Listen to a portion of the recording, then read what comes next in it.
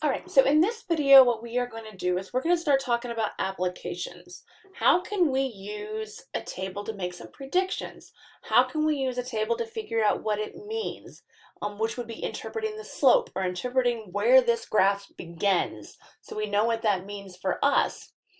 So what I want you to do is here in our hot chocolate problem, we're talking about the daily high temperature in degrees Fahrenheit and the number of hot chocolates sold at a coffee shop for 8 randomly selected days. So you have your X and Y. I want you to go ahead and take that information. I want you to pause. I want you to put it in Desmos.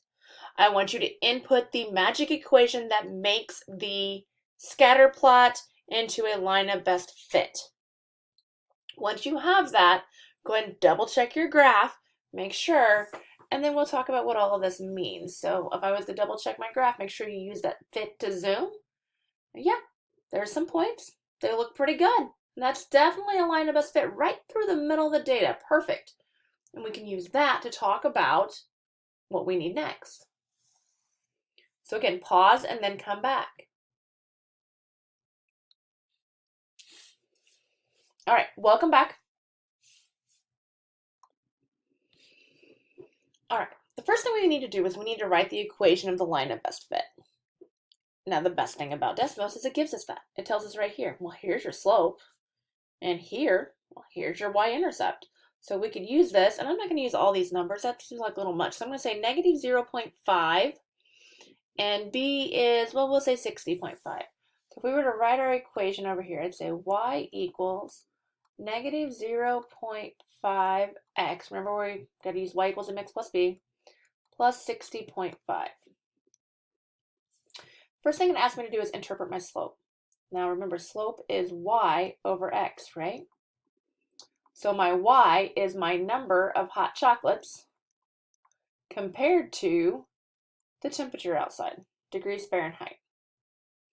My slope is negative 0.5. Can you think of another way of saying negative 0.5? Can we write that as a fraction? It's always going to be best if you can put it into a fraction. Negative 0.5, yeah, that's negative 1/2. Hopefully you caught that.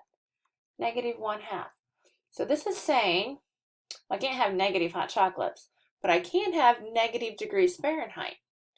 So this is going to say, well, for every one hot chocolate, my temperature drops 2 degrees Fahrenheit. So for every hot chocolate I sell, my temperature drops 2 degrees Fahrenheit. Now sometimes the slope is a little confusing. So take your time, think about it as a fraction, and it's not so bad. A fraction, and then put your y over your x so you know what you're talking about compared to the other. Then we have our y-intercept. Now our y-intercept is, here's my y, right? 60.5. 60.5 on the y-intercept means my x is 0. So 0, 0 what?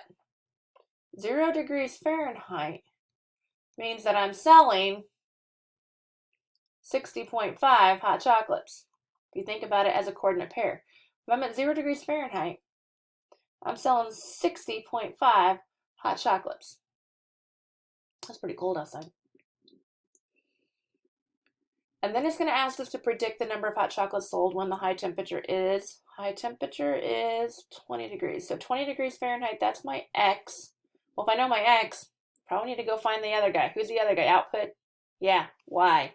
So Y equals, just going to use my formula, negative 0.5. I know that's 20 plus 60.5. So Y equals, well, negative half of 20, negative 10 plus 60.5. And therefore Y would equal 50.5. So when my temperature, my input, is 20 degrees Fahrenheit, I can expect to sell about 50.5 cups of hot chocolate. Now, obviously, you're not going to sell 50.5. You'd have to sell the whole cup of hot chocolate, right? But I want you to think about what those numbers mean and how you can use that data to build and predict the future. And think about it. If you were in the stock market, if you had a business and you needed, like, well, how do I figure out how much I should buy? What is my overhead? That's where this type of information really becomes important. So what do I know? What can I input? And what can I output?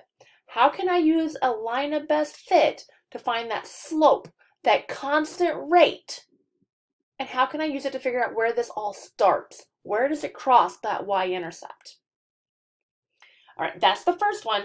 Make sure you have used your Desmos, yours matches up and it looks good before you go to the next video.